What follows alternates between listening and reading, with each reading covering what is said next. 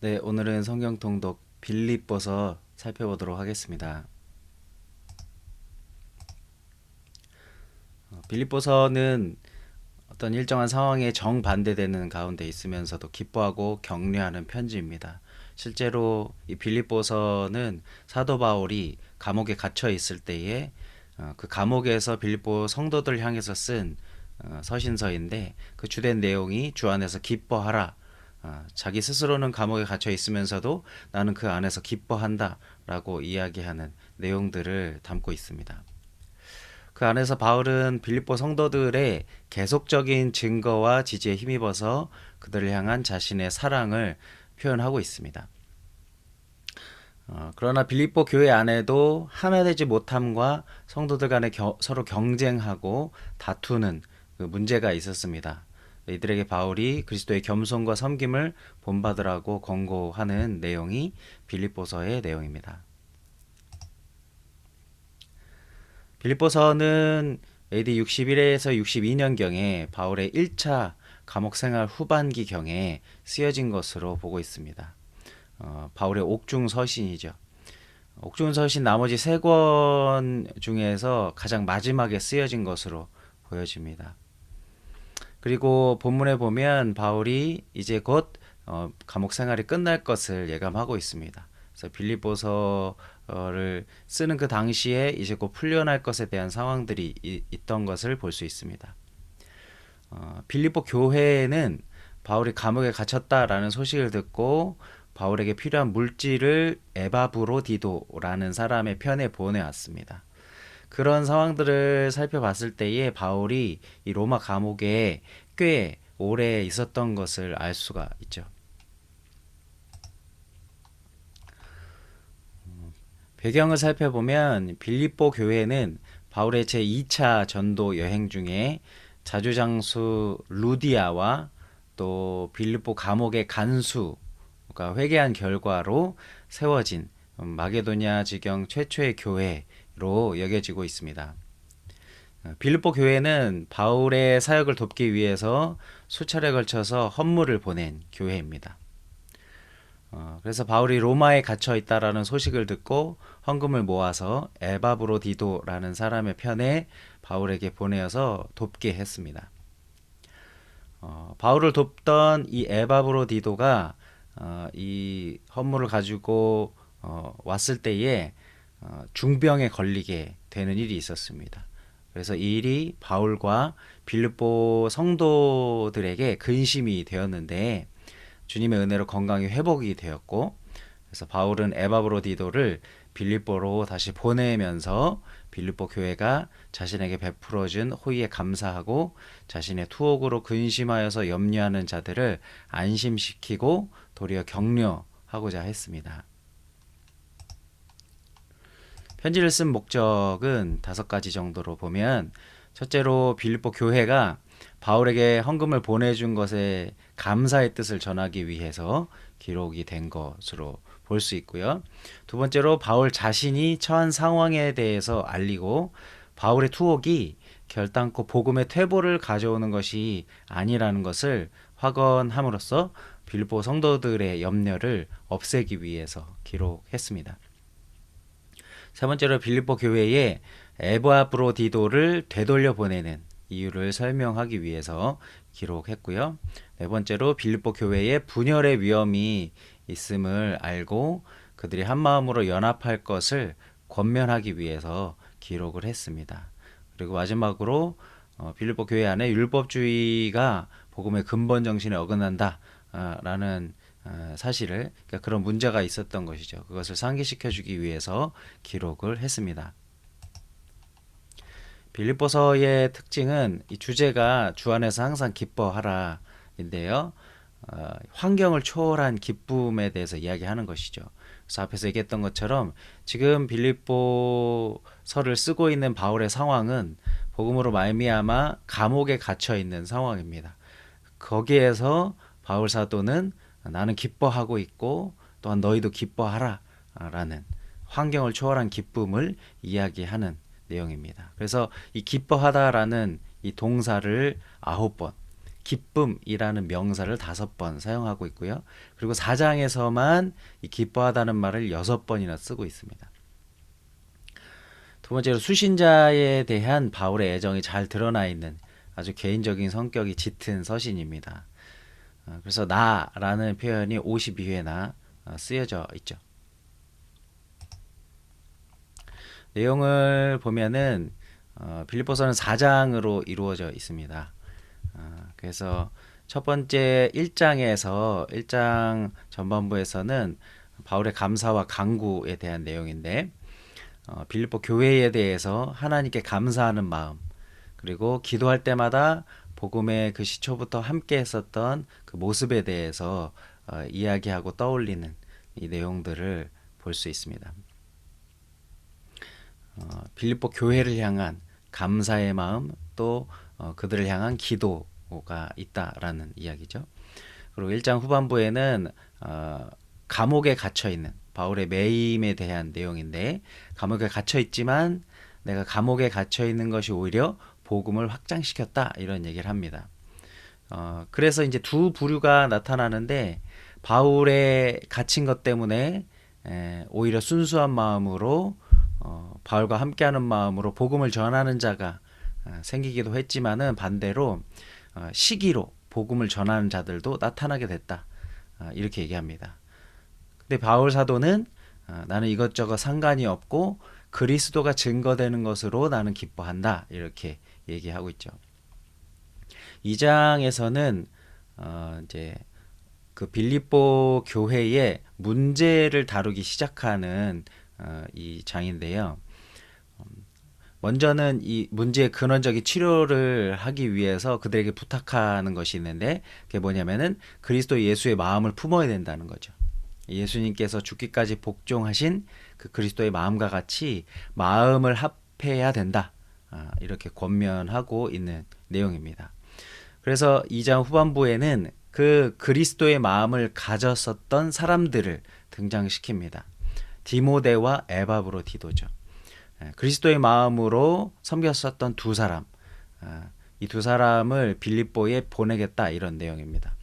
디모데는 어떤 사람이냐면, 본문의 표현에 의하면 너희의 사정을 진실하게 생각하면서 풀어줄 자라고 이렇게 추천하면서 이야기합니다.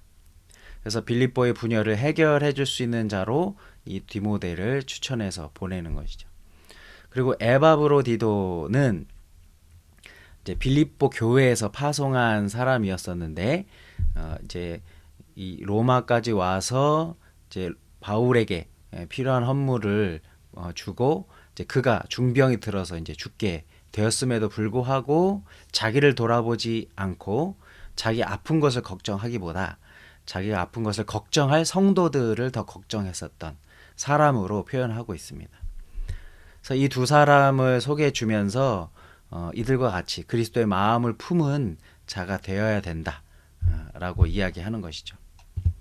3장에 들어서게 되면은 이제 이 교회 안에 있는 또 다른 갈등을 이야기하는 것 같습니다. 육체를 자랑하는 손 할례 당, 이런 얘기들이 이제 좀 나옵니다. 이제 육체를 자랑하는 그들에 대해서, 할례를 자랑하는 그들에 대해서 바울 사도는 그것은 아무 쓸데가 없다. 그리스도를 얻은 뒤에 나는 전부 다 배설물로 여긴다. 그것들은 다 해로운 것이다, 이런 얘기를 하죠. 그러면서 나의 새로운 삶의 목표가 생겼는데 부르심의 상을 향해서, 표대를 향해서 달려가는 거다. 왜 그러냐면은 나는 하늘의 시민권을 가진 자이기 때문이다, 이렇게 얘기하죠. 그리고 4장 마지막에서 이제 화해할 것, 그리고 바울 사도의 기쁨과 감사의 표현, 이런 내용들을 다루고 있는데요. 두 사람을 언급을 합니다. 4장 2절에 보면 유오디아와 순두계 두 사람 좀 화해해라, 이런 얘기 하는 거죠. 그래서 이 두 사람이 아마도 빌립보 교회의 중요한 리더격 두 축이었던 것 같은데, 그 교회 불씨 역할을 하는 두 사람이 화해하기를 원하는 이야기를 하고 있고, 또 빌립보 교회에 대한 기쁨과 감사를 표현하면서 마무리를 하고 있습니다. 구조를 보시면은 이제 이렇게 1장, 2장, 3장, 4장의 내용들을 좀 구분해서 보시면 될 것 같고요. 1장에서는 바울의 고난을 중심으로 바울이 고난받는 내용에 대해서 바울이 지금 대처하고 있는 이야기들, 그리고 초반에서는 그 빌립보 교회를 향한 바울의 마음의 표현들, 이런 것들 얘기하고 있고요.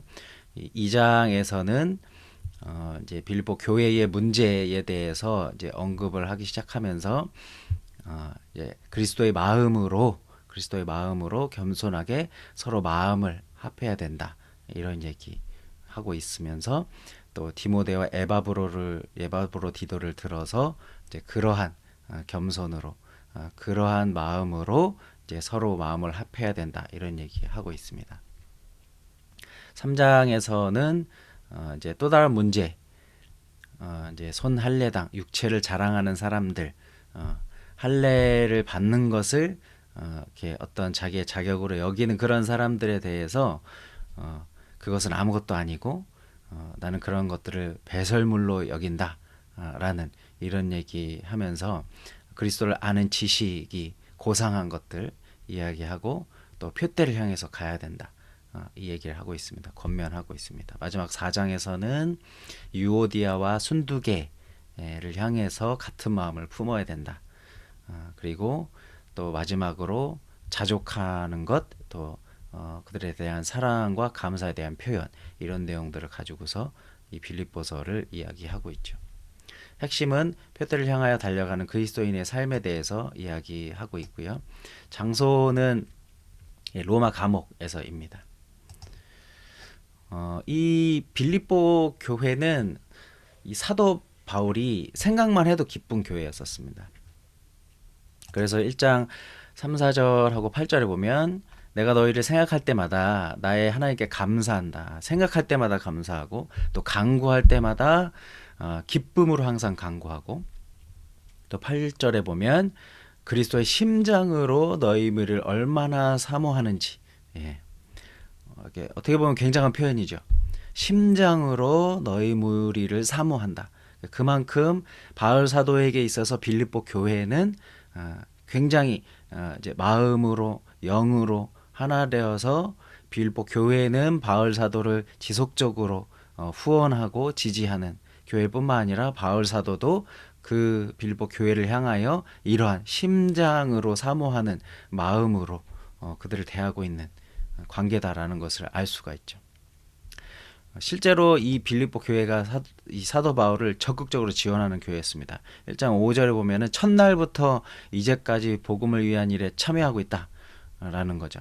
첫날부터라는 것은 이 빌립보 교회가 개척이 된 것은 이제 드로아에서 환상을 보고 이제 마게도냐로 들어가서 이제 첫 사역이 이루어진 곳이 빌립보잖아요. 거기서 이제 이 자주장사 루디아를 만나서 복음을 전하고, 그리고 이제 사건으로 말미암아 이제 감옥에서 빌립보 간수를 만나서 이제 그가 변화되고 한 요런 어떤 사건들이 있는데, 그때부터 이제 이 바울 사도와 함께하게 된 그때부터 해서 이제 이 빌립보 교회는 바울 사도의 사역을, 이 전도 사역을 아주 적극적으로 지원하고 그 복음 사역에 참여한 교회인 것을 알 수가 있습니다. 근데 그들에게도 이제 문제가 있었던 것 같습니다. 빌립보서를 보면 2장의 1절부터 보면은 이제 그리스도 안에 무슨 권면이나 사랑이 무슨 위로나 성령이 무슨 교제나 긍휼과 자비가 있거든 마음을 같이하여 같은 사랑을 가지고 뜻을 합하여 한 마음을 품어야 된다. 다툼이나 허영으로 하지 말고 겸손한 마음으로 자기보다 남을 낮게 여겨, 낮게가 아니라 더 낮게 여겨야 된다. 그래서 각각 자기를 돌볼 뿐더러 각각 다른 사람의 일도 돌아보아야 된다. 그리고 14절에 보면 모든 일을 원망과 시비가 없게 해야 된다. 그러니까 참 좋은 교회였지만 그들 가운데에도 이런 문제가 있었던 것으로 보입니다. 그리고 그 일에 이 대표적인 사람을 이제 4장에 가면은 소개하는데, 그 누구냐면은 이 유오디아와 순두계입니다. 그래서 그 두 사람에게 같은 마음을 품으라 이렇게 얘기하죠. 이 두 사람의 이름을 공개적으로 이야기할 정도로 이 문제가 사실은 심각했었던 것 같습니다. 그러니까 굉장히 자기를 지원해주고 이제 이 후원해주는 교회인데 너희들은 이게 문제다라고 지금 얘기해야 되는 상황인 것이죠. 예. 이제 그럼에도 불구하고 이 공개적으로 이 두 사람의 이름을 공개해서 너희들은 지금 싸우면 안 된다, 마음을 합해야 된다라고 이제 책망을 했을 때에도 아마도 굉장히 어려운 일임에도 불구하고 이 두 사람이 그것을 받을 만한 믿음이 있었던 것으로 보여집니다. 또 하나의 문제가 있었는데 3장에 보면 개들을 삼가고 행악하는 자들을 삼가고 몸을 상해하는 일을 삼가라. 하나님의 성령으로 봉사하며 그리스도 예수를 자랑하고 육체를 신뢰하지 아니하는 우리가 곧 할례파라. 그러니까 할례파들의 등장이 있었던 것으로 보입니다.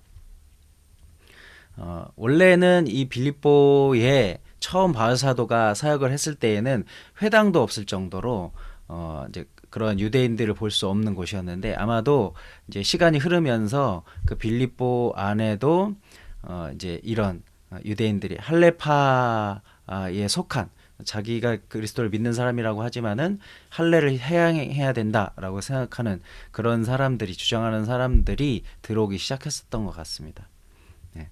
그런 사람들에 대하여 육체를 신뢰하고 자랑하는 그들이 아니라 사실은 나 사도 바울도 육체를 신뢰할 만한 것들은 있다.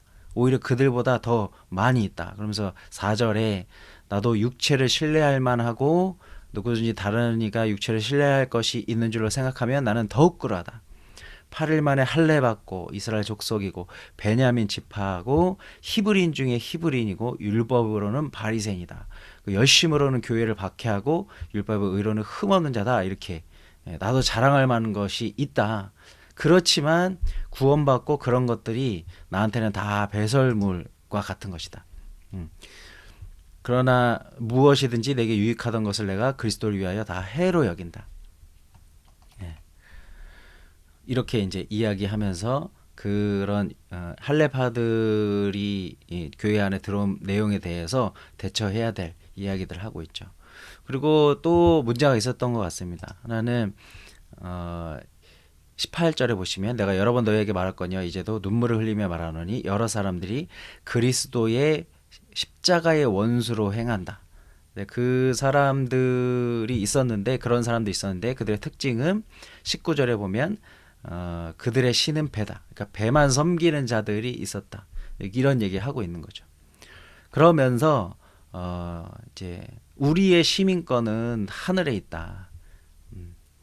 그 사람들과 같이 되지 말고 이제 너희가 어떠한 존재인지를 너희가 알아야 된다. 20절에 보면 그러나 우리의 시민권은 하늘에 있는지라 거기로부터 구원하는 자 곧 예수 그리스도를 기다리노니. 그래서 로마 시민권을 가지고 있는 빌립보 사람들에게 이야기하는 것이죠. 로마 시민권은 별거 아니다. 우리는 하늘의 시민권을 가지고 있기 때문에 그런 것들로 인하여서 흔들리지 말아라 얘기합니다. 실제로 이 빌립보 시는 그 시 안에 있는 시민들은 대부분이 로마의 시민이었다고 합니다.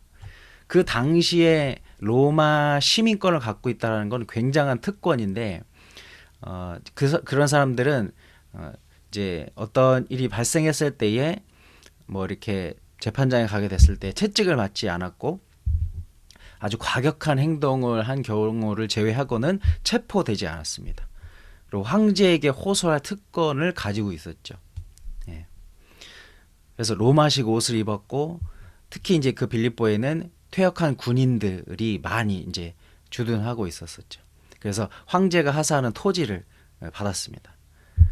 그래서 이제 빌립보시의 사람들은 공물을 바치지 않아도 됐었고 재산을 소유하고 팔 수 있는 특권도 누렸습니다.